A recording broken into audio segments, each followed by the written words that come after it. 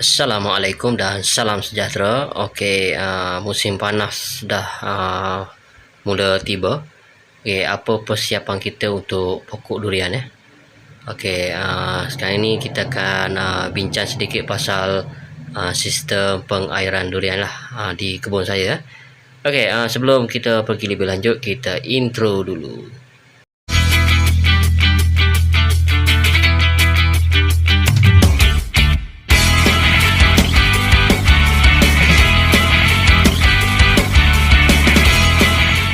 Okey, baik. Sekarang ni musim panas dah mula tiba lah. Cuaca kering di tempat saya ni, di Kelantan ni. Dan suhu dia dah mencecah 30 lebih darjah Celsius. Jadi apa yang saya buat, terpaksa kita start enjin balik lah.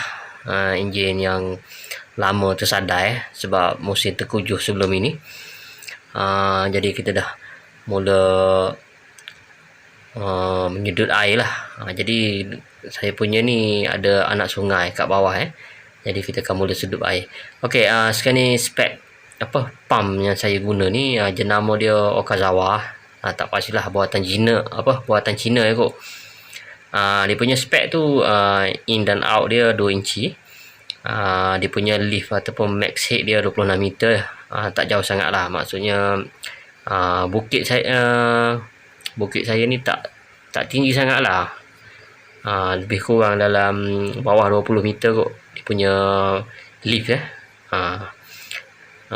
ketinggian dari segi darjah dia tu mungkin dalam 20 lebih lah. Okey, dan jarak dia punya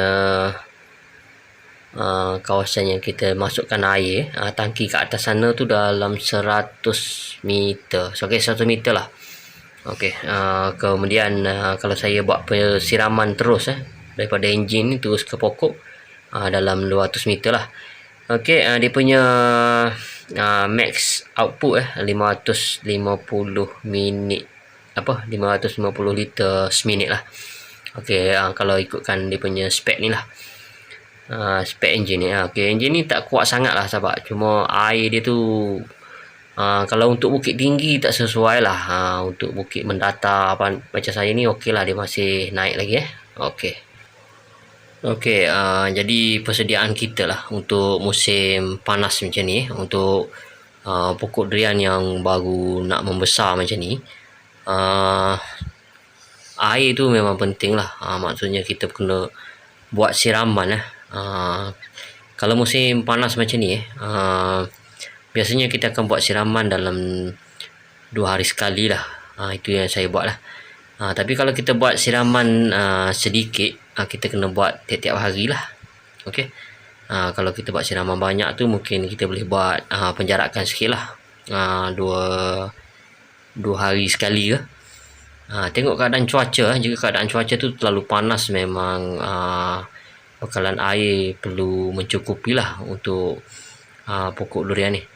Apa yang saya perhatikan, kalau pokok durian yang sedang membesar macam ni, kalau dia tak cukup air, dia akan lambat sedikit dia punya pembesaran Okey, jadi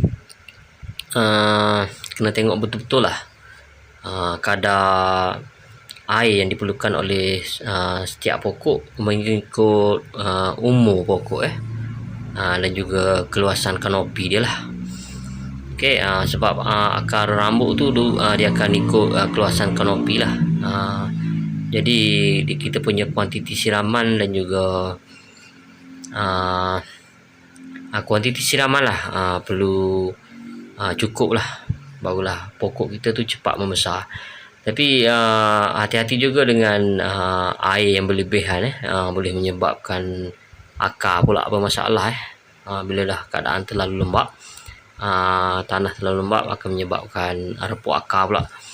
Okey, jadi siraman, lebihkan sedikit siraman ni pada musim panas sajalah.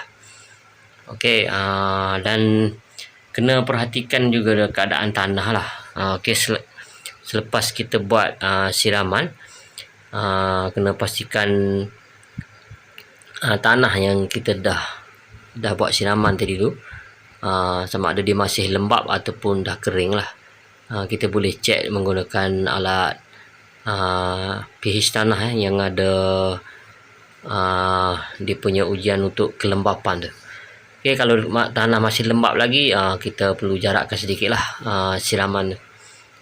Jarak maksudnya jarak masa siraman lah, daripada setiap hari kepada 2 hari sekali lah, bergantung kepada keadaan tanah lah. Okey, untuk kebun saya ni kawasan kanopi tu memang saya tak racun lah. Saya akan simpan rumput bila dah masuk musim panas macam ni, rumput tu saya biarkan panjang lah. Jadi rumput yang kita simpan ni dia akan membantu mengekalkan kelembapan lah. Maksudnya bila kita dah buat siraman, kelembapan tu akan kekal lebih lama sedikit lah. Jika ada rumput yang masih hijau macam ni sebab tu saya tak racun kawasan kanopi, memang saya tak racun sebab musim panas macam ni lah, untuk membantu mengekalkan kelembapan setiap kali selepas siraman yang kita buat lah. Jadi kat kebun saya ni saya biasa buat 2 hari sekali lah, ataupun 2 hari 2 hari siraman, kemudian kita akan selang 2 hari, kemudian buat lagi 2 hari, supaya bekalan air yang kita bagi tu mencukupi lah. Jadi sahabat kena tengok jugalah keadaan tanah kalau memang tak ada rumput tu, memang dia akan cepat kering lah. Bergantung pada jenis tanah. Macam contoh tanah saya ni jenis yang berpasir. Jadi tanah yang berpasir ni dia, kalau kita tak simpan rumput macam ni, dia akan cepat kering lah. Dia akan cepat kering sebab dia punya permukaan tanah tu cepat panas. Bila terkena cahaya matahari, dia akan air tu akan hilang macam tu lah. Dia panas Okey, dan saya masih lagi mengekalkan micro sprinkler. Yang kalau sahabat tengok ni air bersembur macam ni micro sprinkler, dia bentuk semurang kabus jadi siraman tu kena lama sikit lah. Kalau pokok besar tu memang lama lah. Saya akan upgrade jugalah sistem siraman saya ni. Sistem piping ni saya akan upgrade kepada sistem piping baru yang lebih besar. Jadi saya akan update balik video ni selepas saya dah buat tukar sistem piping Okey, yang ni pokok apa, DH kot, hitam.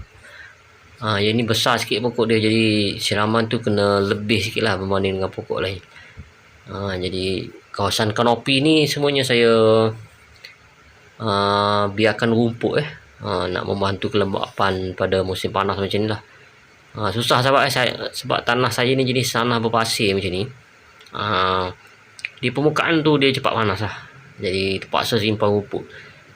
Kawasan kanopi kalau kawasan lain tu memang saya racun kawasan kanopi saja yang saya tak racun seperti video yang saya tunjuk sebelum ni lah. Kawasan yang saya racun kawasan yang selain daripada kanopi lah. Okey, ini tujuan dia pada musim panas ni, bila kita buat siraman, air tu akan kekal lama sikit pada kawasan tanah yang ada rumput macam ni. Okey, pipe yang saya guna pipe yang saya guna untuk ke setiap pokok lah. Saya gunakan pipe 3 suku ataupun 25 mm poly pipe lah. Ada juga yang 20 mm ataupun setengah inci lah. Tengok keadaan laluan dia.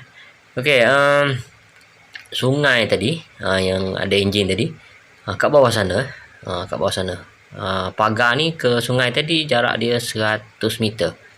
100 meter dia sampai ke pondok lah, bukan sampai kat pagar ni, sampai ke pondok 100 meter. Kemudian daripada pondok ni ke pokok-pokok yang paling jauh sekali lah, dalam 100 meter pula. Okey, maksudnya sebelah sini 50, sebelah sana 50 lah. Okey, itu dia punya jarak lah. Kalau saya buat siraman terus yang ni siraman terus lah daripada enjin.